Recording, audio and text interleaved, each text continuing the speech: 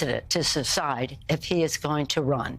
We're all encouraging him to make that decision because time is running short. He has made the decision. He has said firmly this week he is going to run.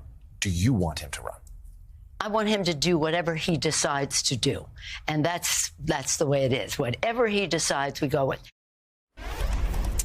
That was Speaker Emerita Nancy Pelosi capturing the anxiety of this moment for the Democratic Party and its leaders. And really, anyone in the country gets to share in that anxiety who cares about continuing to live in a democracy. In the 12 days since President Joe Biden's debate performance, it's clear that everything is on the line. A sitting and very accomplished and successful president is now an embattled presidential candidate. He's vowing to not quit, to stay in the race. He has told the nation that he will determine the fate of our democracy. Pelosi's comments, as you saw, were anything but an endorsement of President Joe Biden staying in, seemingly a reflection of the concerns of members of Congress, who she knows better than just about anyone else on that end of Pennsylvania Avenue.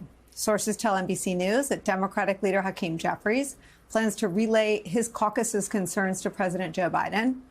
All that as another influential voice in the Democratic Party, George Clooney, who hosted a fundraiser in Los Angeles for Joe Biden, has gone one step further even than Speaker Pelosi, saying in public what he says many Democrats are saying in private. In an op-ed he wrote in the New York Times, the Oscar-winning actor who saw President Joe Biden face-to-face last month made the sobering case that President Biden should step aside. Clooney writing this, quote, "The Joe Biden I was with 3 weeks ago at the fundraiser was not the Joe big effing deal Biden of 2010. He wasn't even the Joe Biden of 2020. He was the same man we all witnessed at the debate. We are not going to win in November with this president. On top of that, we won't win the House, and we're going to lose the Senate." Clooney closes with a final plea to the president, who he calls a friend, writing this, quote, "Joe Biden is a hero. He saved democracy in 2020. We need him to do it again in 2024. For more, let's bring in some of our favorite friends, political strategist, MSNBC senior political analyst Matt Dowd, and New York Times editorial board member, MSNBC political analyst Mark Gay. Matt Dowd, I know you arrived at some new reflections and thoughts in a post this morning. Do you want to share those with us? Sure. I mean, you and I've had this conversation, and I've been, I think, very self-reflecting on all of this. And I had not publicly said that Joe Biden needs to step back.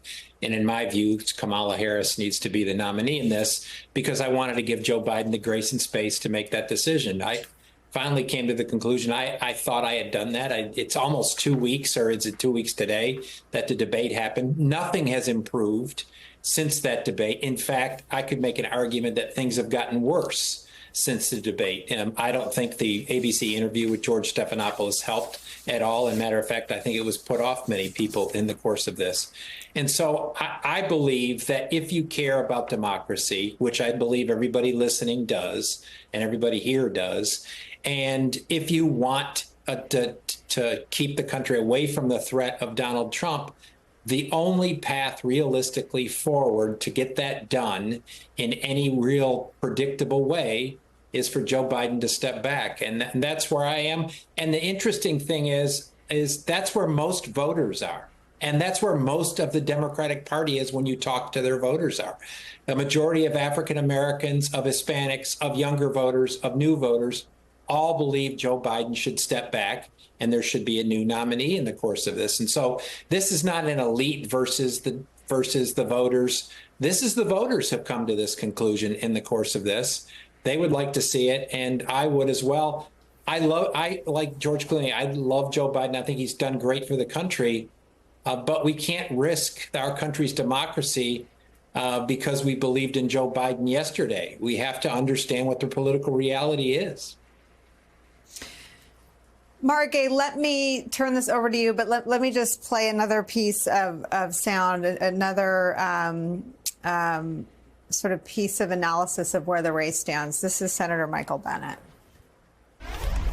Donald Trump is on track, I think, to win this election and maybe win it by a landslide and take with him the Senate and the House. And so for me, this isn't a question about polling. It's not a question about politics.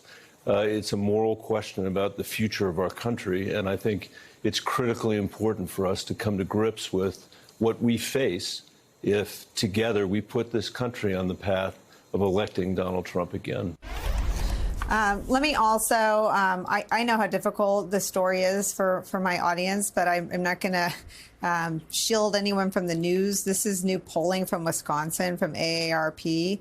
2024 election, for voters over the age of 50, Joe Biden's at 43%, Donald Trump is at 52%. The Senate race, Tammy Baldwin was running about 4 points ahead, but she's losing. Michael Bennet and George Clooney are the first two Democrats I've seen to say out loud something Democrats have been saying, elected Democrats have been saying privately since the days after the debate, and that is that the bottom will fall out of the polls and that it won't just be the White House that is lost and the political arrests and prosecutions that Trump has promised will come to pass. We'll all, if we even are still here, we'll cover those. But that the notion that Democrats could somehow manage Trump from Congress is ludicrous, because they would lose both they would lose the Senate and they would lose, I've heard the number 20 seats in the House. What do you make of this sort of wide gap between the public conversation and the private worry? Well, it's been a really tough story, I think, for all of us. But, what's really frustrating here is that every day that the president continues to stay in the race and that the Democratic Party continues to be divided over him is a day that Donald Trump is gaining steam. Voters know that. And so there may be different views about what to do here, but voters are keenly aware of that.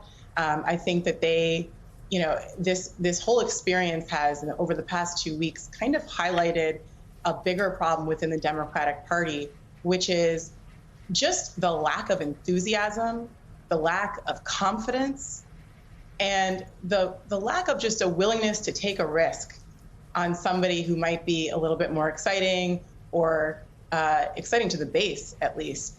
And so the longer this goes on, the more out of touch the party seems to its own voters. That is not a way to win an election. And I think that, politicians are inherently cautious. We've seen some people stick their necks out, like Michael Bennet and others. But the silence from others is very frustrating to just voters I talk to and hear from, because they want to know what is the case to win. It is not acceptable to them, anybody who cares about democracy, to just wait and see at this moment. It's not acceptable to do nothing. I heard from some members of Congress privately over the past few days who said, well, it looks like, Joe Biden's going to lose, but maybe we can stem the losses in Congress. That is not acceptable to the American public who is committed to democracy. People still want to win this election for democracy. This is about more than Joe Biden.